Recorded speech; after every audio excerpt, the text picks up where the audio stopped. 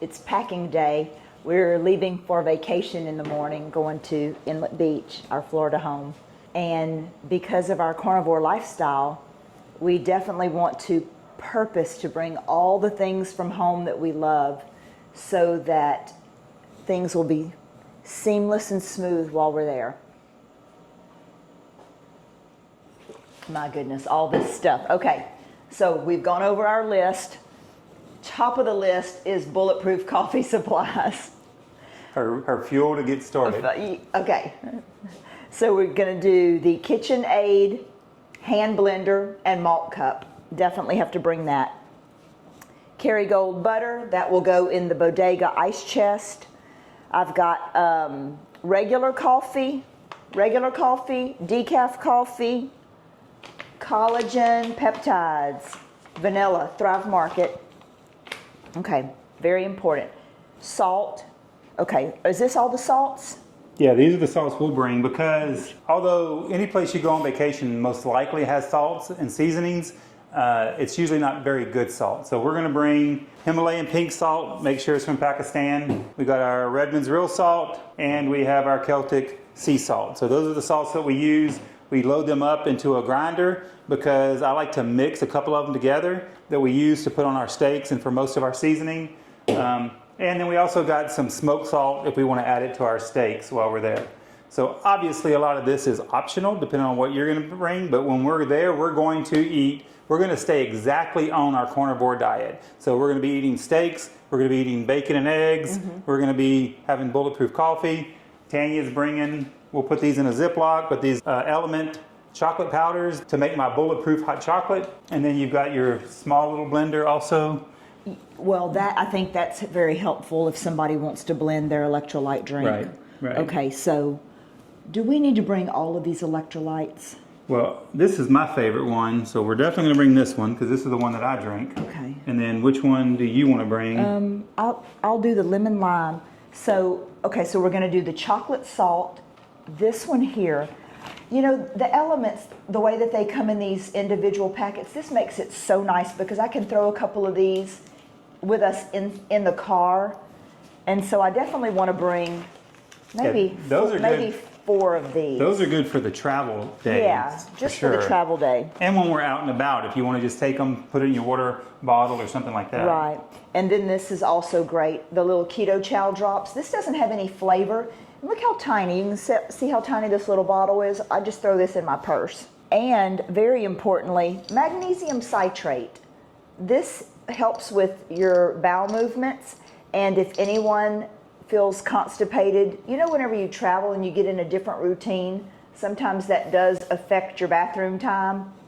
This is very helpful to bring. And that's one of the reasons why we're trying not to change our routine. We want our systems to be exactly like they are at home, which we don't have problems with that anymore. If you're just now starting carnivore, you might have problems with that. But once you've been on carnivore for a while, that shouldn't be a problem, except for maybe when you travel. Are we bringing the taco seasoning?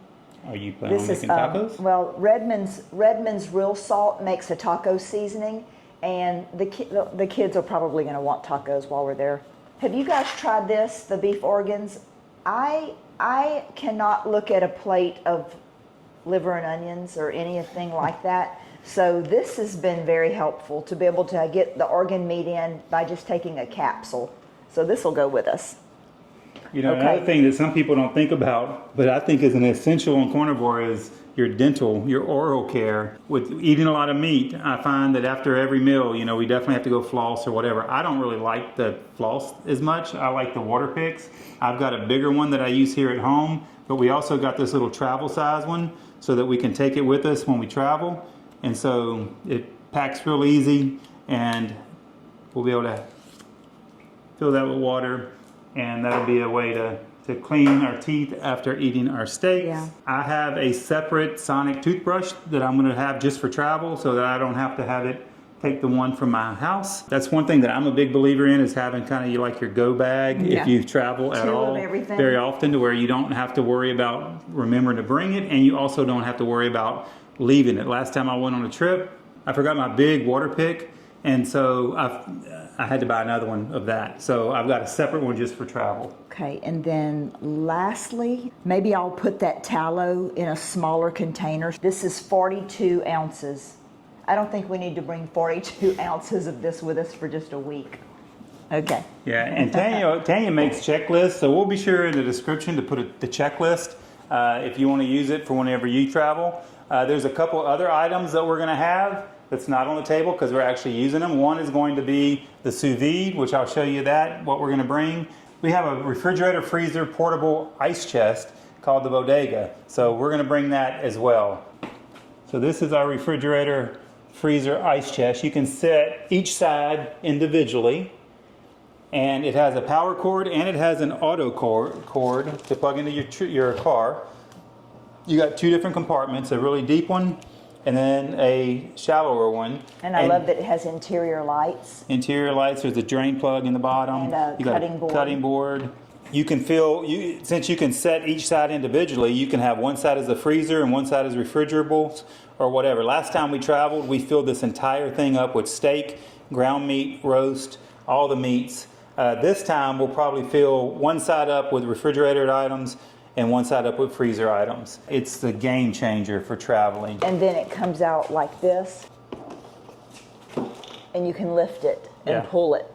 Yeah, it's fairly heavy, especially whenever you get it loaded.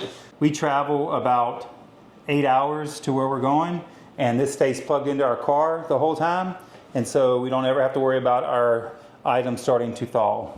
It also has a port in the back on this one. You can get a battery for it if you need to be completely portable, but we're going to be able to plug into our car the whole way there. It still has power when we turn off the car, so even if we stop for a little bit, it can stay plugged in, and then we have our electric cord that we can bring inside with us.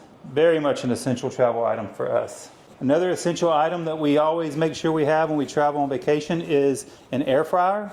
We're going to our own vacation rental in Florida, so we purposely stocked it with an air fryer so that other guests can use it, and we can too when we go, so we don't have to bring this time. And we're bringing our sous vide with us, and we're going to leave it there for Carnivore guests. But right now it's actually cooking our steaks that we're going to have here in a minute. And so we got two big old steaks in there. They're set for 131 degrees. When we're finished, we'll take all this with us. We got our little rack that we put things on to make sure it's circulating all around it. And then we have our chain that we put on top of it to make sure that it stays down, especially whenever you have multiple steaks in there, multiple packs of steaks. It's insulated and it's got a lid so you don't have too much loss of water through condensation. Also, you can bring a blowtorch if you don't have a grill. Now at our house we have a grill, so we won't need it, but this is another way that you can finish your steaks if you don't have any other way to finish them, if you've sous vide'd them. Now you can bring a cast iron skillet as well. I like fire on my steaks, so I would typically rather a blowtorched steak over a cast iron steak. Honey, do you want to bring this? Yeah, we can bring this too. Tanya got me this for Father's Day, and this allows you to put your steak on there, and you can cut through your steak and not kind of cut up the plate or whatever, and it captures all the runoff and everything else. And so that's what I like to eat my steak on very often. Plus it works kind of like as a little platter if I want to go eat outside or whatever. Well, it's a good thing we have a big truck because this isn't even half of what we're bringing. Oh, the stuff that she brings, the clothes side of things, you would swear we're moving. We look like we're moving. Every time we pack, we way overpack. We don't use half of it, but we're working on that.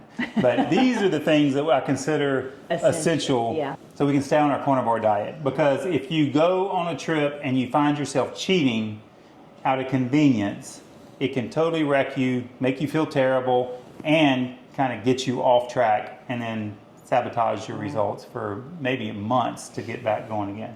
Well, and even if you don't cheat, if you don't have things where you're vacationing to prepare your food the way you think it tastes the best, because several months ago we were at our Florida house before we purchased a grill over there, and we were eating steaks in a cast iron skillet. Is that what we were doing? Actually, no, we were air frying them. We didn't even have a cast iron skillet. We were air frying them, And to me, an air fryer steak. No, we did not enjoy that. Not at all.